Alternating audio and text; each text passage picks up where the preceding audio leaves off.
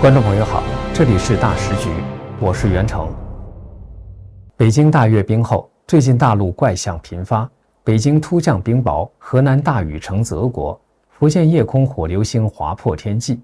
有人说这不是普通天灾，而是天人感应，因为古书中多有记载，皇帝若失德，天必示警。偏偏今年又是乙巳蛇年，是习近平的本命年，对习而言就是诸事不利。而且民间早就有传说，蛇始蛇终。中共由属蛇的毛泽东开局，如今由属蛇的习近平收尾，这难道只是巧合？而英国通灵大师帕克近日也发表了最新预言。他说，阅兵可以暂时凝聚人心，但救不了经济。中共的未来更加危险，中国最终将分裂成松散的联邦。面对连番天灾人祸，习近平的败局似乎已经难以逆转。就在这时，一个赊刀人留下的谶诗也再次被翻了出来。这首诗里写的预言，如今对照起来，竟然和习近平步步对上，而其中还点出了一个关键年份，2032年。这个时间节点说的又是何事？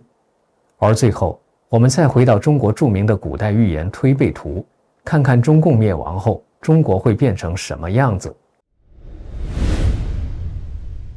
最近，中国天象异常，灾害频繁，冰雹、暴雨、水灾、火流星等现象在北京、福建、河南等地集中爆发。河南许昌、郑州等地暴雨，引发大面积内涝，街道变湖，车被淹没，学校停课。而北京和上海在狂风暴雨中，冰雹从天而降，仿佛天怒了一般。有网友拍到汤圆铺地和车顶被砸出坑的景象，被民间暗讽是包子冰雹，直指中共党魁习近平。而福建厦门、漳州等地的夜空也惊见不明飞行物，绿光闪耀，形状奇特，火流星照耀天空。这些异常现象都发生在习近平大阅兵之后的这几天，而且几乎是同时发生的，被解读为失德者的警示。古籍中常把火流星、彗星、冰雹、水灾等视为君主或者政权失德的前兆，而福建和北京都中招，更是警报齐鸣。福州是习近平的根基地，北京是习近平的权力中心，两者同时出问题，似乎都在显现习近平根基动摇的天象。北京与福州的双重示警，会让人联想到习政权的被动或裂缝。此外，今年2025年是乙巳蛇年，也正是习近平的本命年。民间说，属蛇者本命年犯太岁，诸事不利，所以还有人将这些天象与习近平的命数也做了对应，说这或许都是天人感应，或许是蛇始蛇终的定数。毛泽东属蛇，习近平也属蛇，彼此年龄相差还正巧60年，一甲子。中共的天命从毛泽东开始到习近平的手里结束，正是蛇始蛇终。所以现在的蛇年异象频出，被认为有动荡和变局之意。从此，习近平的权势踏入转折点，也拉开中共终局的前奏。英国的通灵大师汉密尔顿·帕克最近又放话了。有人问他怎么看中国的阅兵，他的回答很直接：这些阅兵不过是中共给自己脸上贴金。中共总说我们抗日战争立了大功，还硬拉上苏联、朝鲜，但事实是，真正打败日本的是中国人民，是国民党军队，根本不是共产党。共产党只会抢别人的功劳。其实，帕克早就预言，习近平有病，身患绝症，必定下台。中共内斗加剧，这会引爆中国的2次革命，最后中共解体，中国会分裂成一个松散的联邦，就是中国将来可能分裂成很多小国。别小看这个局面，虽然分裂，但也是真正健康的社会，因为没有中共的专制。这或许就是古人说的合久必分，分久必合。帕克还提醒，中共和俄罗斯正在形成新的邪恶轴心，印度现在看似也被拉进去了，因为石油和武器要靠俄罗斯，加上川普和印度之间的不快，让印度一度对美国不爽。但帕克认为，印度最终会走自己的路，成为一个强大的国家。中共和俄罗斯肯定不乐意，但这段时间莫迪确实在和危险的一方站在一起，未来充满变数。而帕克的核心结论，经济才是真正的致命伤。他相信最后摧毁中共的最后一根稻草，不是军队，不是内斗，而是经济崩溃。想想看，苏联为什么垮，就是因为经济烂到底。中共在70年代末也差点玩完，是邓小平的改革给他续命。这些年靠经济输血活下来，但现在输血管子快断了。为什么所有独裁共产国家都穷？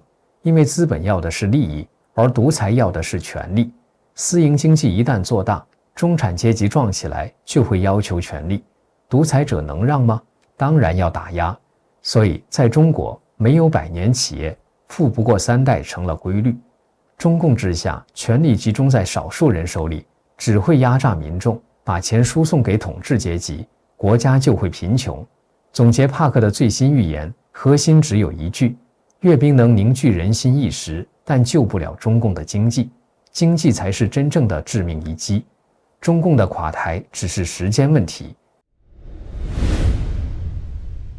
关于习近平命运的预言，还有人挖出了一个江湖传奇角色——赊刀人。早年有位署名剑山的网友提到，他的洛阳老家的一个村庄出现过传说中的赊刀人。那人留下了一段关于习近平的预言。如今时间流逝，这个预言最近又被人翻了出来，细细一对照，竟然发现里面的内容似乎正在一步步应验。先来说说赊刀人有多神。他背着几把刀走村串乡，不标价，不收现金，怎么卖？只能赊。流程是这样的：买刀的人先报上姓名、住址、电话，然后他在纸条上写一段预言，把刀给你。等将来预言应验，他再来找你收钱。听起来是不是有点悬？可偏偏这位赊刀人留下的字条里，真的提到了一段和习近平有关的谶诗：不孝之徒，胜乎无邻；白猴出世，黑鼠起祸；遗机粟语，尽坠漾泉。问今天下，其言有颂。不孝之徒，胜乎无邻。说白了，就是坏人扎堆。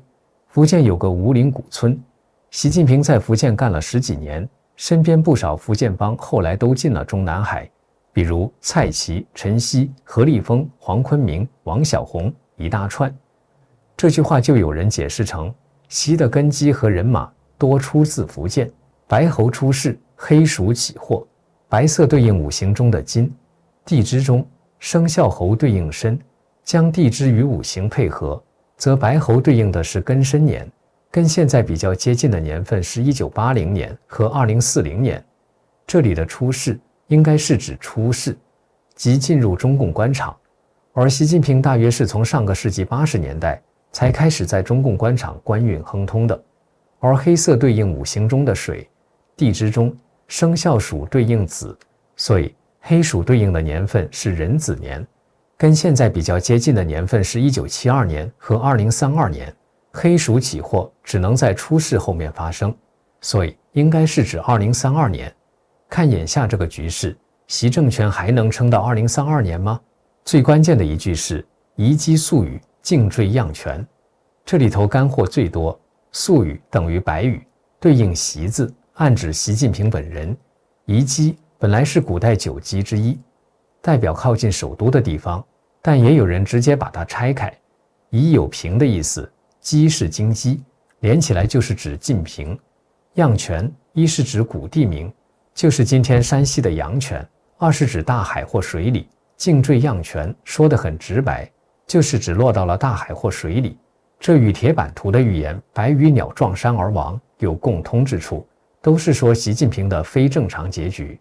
最后一句，问今天下，其言有颂。宋朝末年是怎样？分裂、割据、外敌入侵。